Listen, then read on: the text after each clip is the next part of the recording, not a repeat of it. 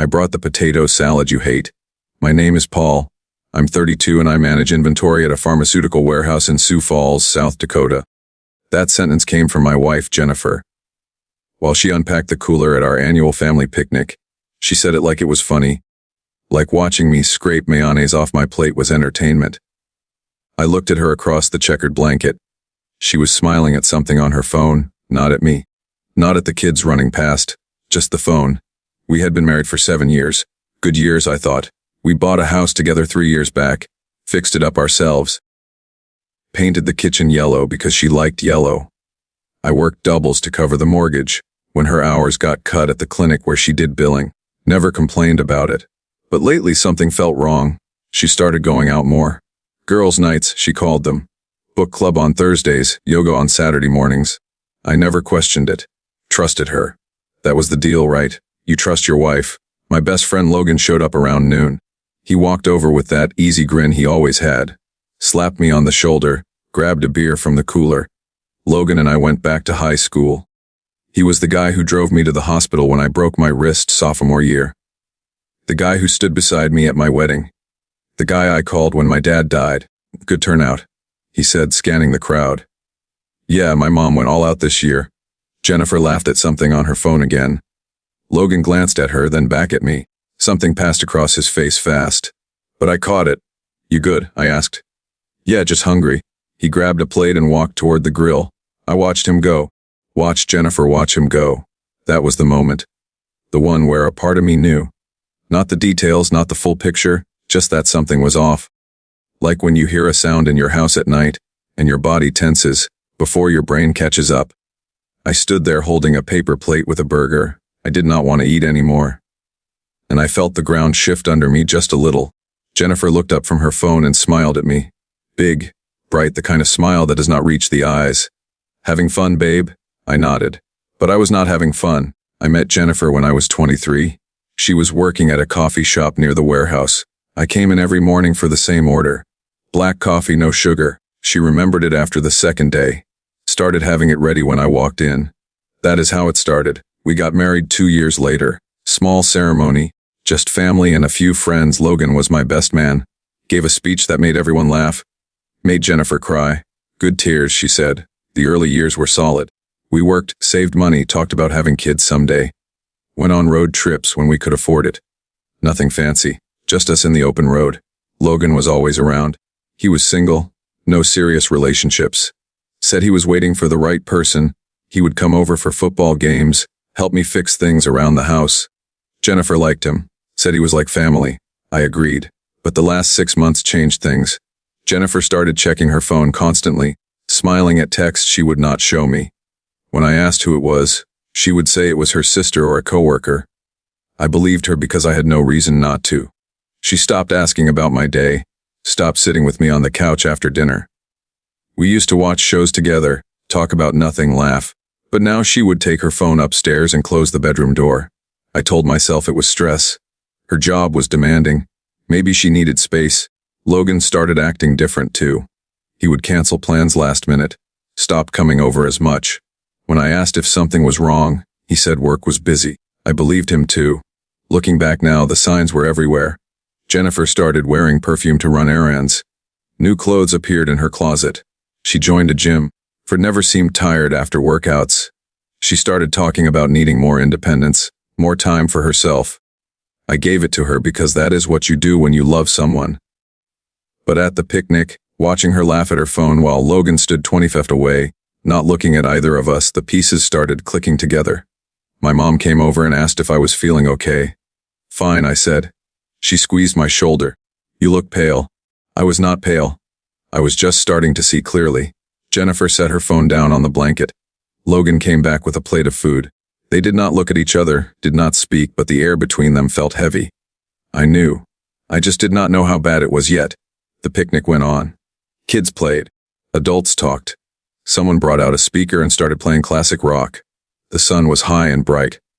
Everything looked normal. I sat on the blanket next to Jennifer. She was scrolling through her phone again. I watched her thumbs move across the screen. Fast, focused. Or are you texting? I asked. She did not look up. Just Kayla. Kayla was her coworker. They went to lunch sometimes. What about? Nothing important, just work stuff. I nodded, took a sip of my beer. It tasted flat. Logan walked past us again. This time he did look at her, not at me, and she looked back just for a second. But it was enough. My stomach dropped. I stood up. I need to grab something from the car. Jennifer did not respond. I walked to the parking area, sat in my truck with the windows down, stared at the steering wheel, tried to think, tried to make sense of what I was feeling. Maybe I was wrong. Maybe I was seeing things that were not there. But I was not wrong. I pulled out my phone, opened the app for our phone plan. We shared an account. I had never checked her usage before. Never felt the need to. I scrolled through the call logs from the last month. Logan's number appeared over and over again. Late at night, early in the morning. Calls that lasted 10 minutes, 20 minutes, an hour, hundreds of texts. My hands started shaking.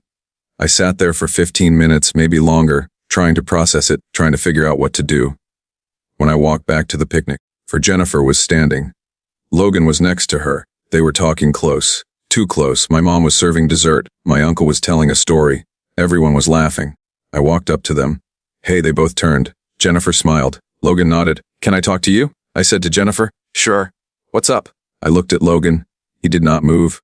Alone, I added. Jennifer's smile faded. Okay. We walked toward the edge of the park, away from everyone. She crossed her arms. What's going on? She asked. I looked at her. Really looked at her. Tried to find the woman I married. The one who used to laugh at my jokes. The one who used to hold my hand while we walked. She was not there anymore. Are you sleeping with Logan? Her face did not change. Did not flinch. She just stared at me. Then she smiled. Not a guilty smile. Not a nervous smile. A relieved one. Yes, she said, I am. The world went quiet. The sounds of the picnic faded. All I could hear was my own heartbeat. She kept talking, but I barely heard the words. I just stood there numb. We walked back to the picnic together. Jennifer was still talking, explaining, justifying. It just happened, Paul. We did not plan it. But I am happy. Happier than I have been in years. And I think you deserve to know the truth. I did not respond, did not look at her. When we reached the blanket, she stopped walking, turned to face everyone. My family, her family. Logan standing there with his hands in his pockets. Can I have everyone's attention? She called out. People stopped talking, turned toward us. My mom looked concerned. My uncle put down his plate. Jennifer took a breath, smiled. I just want to say something, she began. I know this is not the best time or place, but I have been holding this in for too long, and I think everyone should know. I felt my chest tighten. I am leaving Paul. The words landed like stones. People froze. Someone dropped a cup. I am in love with Logan. We have been together for 8 months. And today, I am moving out. I am starting a new life. She said it like it was an announcement, like she was sharing good news. Logan's face went pale. He did not move, did not speak. My mom stood up. Jennifer, what are you? I am sorry, Jennifer continued. But I have to be honest. I am not happy. I have not been happy for a long time. And Logan makes me happy. She turned to me beaming. I am leaving you for him today. The silence was suffocating. I just stood there calm, quiet. Everyone was staring at me, waiting for me to yell, to break down, to do something. But I did not. I looked at Logan. He was staring at the ground, jaw clenched. Then I looked at Jennifer and I nodded. Okay, I said. She blinked, confused. Okay. Yeah, if that is what you want. She laughed, nervous now. That is it. You are not going to fight for me. No. Her smile faltered. I turned to Logan. Congratulations. He finally looked up. His face was white. Paul, I save it. I walked past them, grabbed my keys from the blanket, started heading toward my truck. Jennifer called after me. Where are you going? I stopped, turned around. I am leaving. You two can have the house. Have whatever you want. I am done. That is it, she shouted. You were just going to walk away. I smiled. Not a happy smile, just a tired one. Yeah, that is it. I got in my truck, started the engine. Through the windshield, I saw Jennifer standing there, arms crossed. Angry now. Logan beside her, still pale, still quiet. My mom was crying, my uncle was shaking his head. I put the truck in reverse. As I backed out, I saw Jennifer pull out her phone, start typing furiously. I knew she was texting. Logan's phone buzzed. He pulled it out, read the screen. His face went even paler. I drove away. Did not look back, did not cry. I just drove because I knew something Jennifer did not. Something Logan definitely did not want her to know. And I was about to make sure she found out. But not yet. Not until the moment hurt the most. I had time and I was going to use it.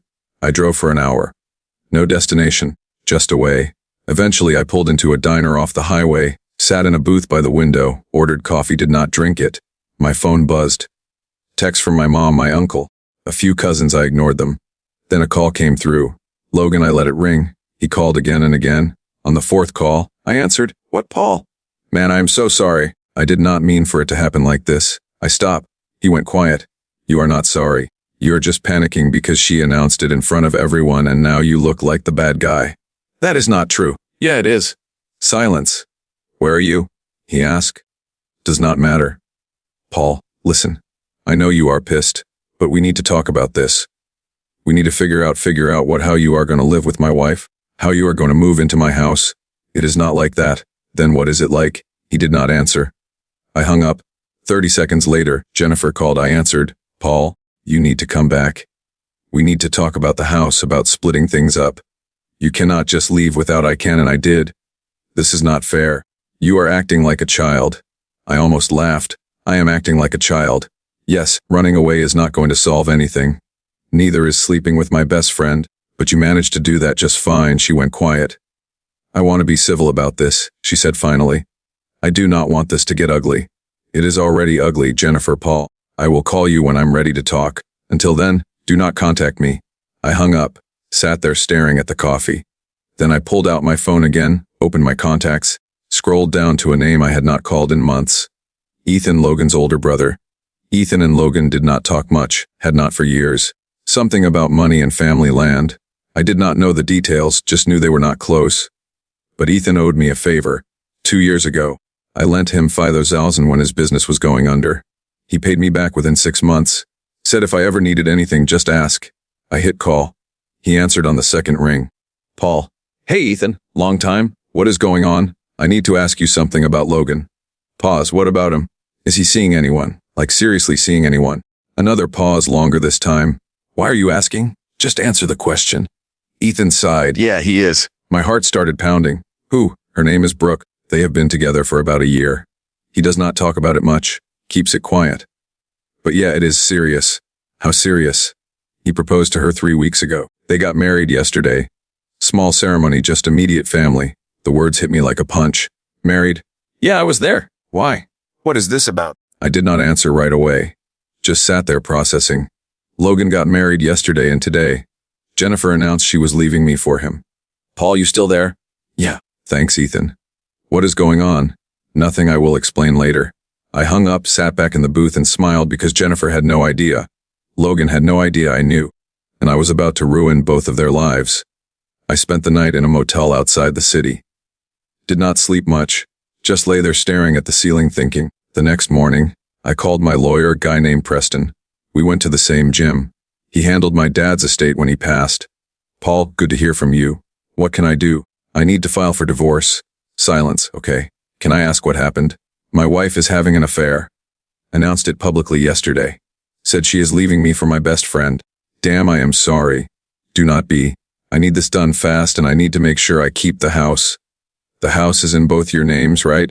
Yeah, but I paid the down payment. I can prove that. And I have been covering the mortgage for the last 3 years while she was underemployed. That helps. I will draft the paperwork. Anything else? Yeah. I want to freeze our joint accounts today. I can do that. Give me an hour. Thanks. I hung up. Made another call, this time to Jennifer's sister, Claire. Claire and I always got along. She never liked Logan. Thought he was arrogant. Paul, are you okay? I heard what happened. I am fine. Listen, I need to tell you something. What? Logan got married yesterday. Silence. What? He married a woman named Brooke. Small ceremony, his brother told me. But Jennifer said. I know what Jennifer said. She has no idea. Logan has been playing both of them. Claire cursed under her breath. Does Jennifer know? Not yet. Are you going to tell her? Not directly. But I think she is about to find out. Paul, what are you planning? Nothing illegal. Just making sure the truth comes out. Be careful. I will. I hung up. Next, I called my mom. Told her I was okay. Told her not to worry. She cried. Said she always knew something was off about Jennifer. Said she was sorry. I told her it was not her fault. Then I called Ethan back. Hey, I need one more favor. Shoot. Can you tell Brooke what happened yesterday at the picnic? Pause. You want me to tell my new sister-in-law that Logan has been cheating on her? Yes, Paul. That is, he has been sleeping with my wife for 8 months while he was engaged to Brooke while he was planning his wedding. She deserves to know. Ethan sighed. Yeah, she does. Will you tell her? I will do better than that. I will make sure Logan is in the room when she finds out. Good, you are playing hardball. He earned it. Fair enough. Give me a few hours. Thanks. I hung up. Then I drove back to Sioux Falls, back to the house. When I pulled up, Jennifer's car was in the driveway. So was Logan's. I sat in my truck for a minute, then got out, walked up to the front door, did not knock, just used my key. They were sitting on the couch. Jennifer's head on Logan's shoulder, watching television. They both looked up when I walked in. Paul, Jennifer said, standing. What are you doing here? I did not answer. Just looked at Logan. He looked nervous. I came to get some of my stuff, I said, and to tell you something. What? Jennifer asked. I smiled. Congratulations on your new relationship. Logan's face went white. Jennifer looked confused. What are you talking about? I looked at Logan again. Want to tell her or should I? Logan stood up. Paul, do not what? Tell her the truth. Jennifer stepped between us. Tell me what? I kept my eyes on Logan. Go ahead. Tell her. He did not speak. Jennifer turned to him. Tell me what? Nothing, he muttered. I pulled out my phone, opened the photo Ethan had sent me that morning. Logan and Brooke at their wedding, smiled at the camera, rings on their fingers. I held it up. Jennifer stared at the screen. Her face changed slowly. Confusion, then realization, then rage. What is this? Logan closed his eyes. Jennifer, what is this? She screamed. He got married yesterday, I said. To a woman named Brooke. They have been together for a year. Jennifer looked at Logan, then at me, then back at Logan. You are married? He did not answer. You are married. That is not what you think, he said quietly. You are married? She shoved him hard. You told me you loved me. You said we were going to be together. I do love you. You just what? Forgot to mention you had a wife. It is complicated. Jennifer laughed, wild, hysterical, complicated. You are a liar. You are a liar and a cheat, and her phone buzzed. She looked down at it. Then her face went even paler. What? I asked. She held up the phone. A text from Brooke. She knows. His wife knows. She is filing for annulment. She is suing him for fraud. Logan sat down, put his head in his hands. Jennifer turned to me. You did this? I nodded. I did. She started crying. You ruined everything? No, I said. He did. I turned and walked toward the bedroom, started packing my things.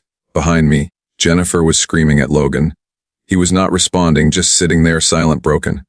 I moved out that day. Took my clothes, my tools, a few personal items, left the rest. Jennifer tried calling me for weeks, left voicemails, sent texts begging me to talk, asking if we could work things out. I never responded. Preston handled the divorce. Jennifer did not fight it. She signed the papers within a month. I kept the house. She got her car and whatever money was left in her personal account. Logan's marriage was annulled. Brooke took him for everything she could. His truck, half his savings. She made sure everyone in town knew what he did. He tried calling me once. I did not answer. Jennifer moved back in with her parents. Claire told me she was not doing well, not working, not going out, just sitting in her childhood bedroom, staring at the walls. Her family stopped speaking to her. Mine did too. Logan lost most of his friends. People did not want to associate with him after what happened. I heard he moved to another state, started over somewhere else. I did not care. I sold the house 6 months later. Too many memories. Bought a smaller place on the edge of town. Quiet, peaceful, started going to the gym more. Took up woodworking. Kept myself busy. My mom visited every Sunday. We would have dinner talk. She stopped asking if I was okay. Just let me be. One day I ran into Claire at the grocery store. She hugged me, said Jennifer was still struggling, still alone. I did not ask for details. Couple years passed. I started dating again. Nothing serious, just coffee. Dinners slow. Met a woman named Fiona. She was kind, patient, did not ask too many questions. We took it one day at a time. I did not talk about Jennifer or Logan or what happened. I just moved forward because that is all you can do. Jennifer never recovered from the humiliation. Her family eventually stopped taking her calls. She lost her job at the clinic afterwards, spread about what she did. No one in town wanted to hire her. She became a cautionary tale. The woman who blew up her life at a family picnic for a man who was already married. She moved 3 states away within a year, but the damage was done. Her sister told me she lived alone in a small apartment, working part-time at a call center, still trying to understand how it all fell apart so fast. Logan fared no better. Brooke made sure the annulment was public and messy. She filed a civil suit against him for emotional distress and fraud, which he settled out of court. He lost his job after his boss heard about the scandal. His reputation was destroyed. Ethan told me Logan tried to reach out a few times, looking for forgiveness or maybe just someone to talk to, but no one answered. He disappeared into obscurity. His name now synonymous with betrayal in every circle he once belonged to. I did not gloat, did not celebrate. I just lived quietly, honestly. And when people asked me how I moved on so fast, I told them the truth. I did not move on fast. I just decided not to carry their weight anymore. Sometimes the best revenge is just letting people live with what they have done.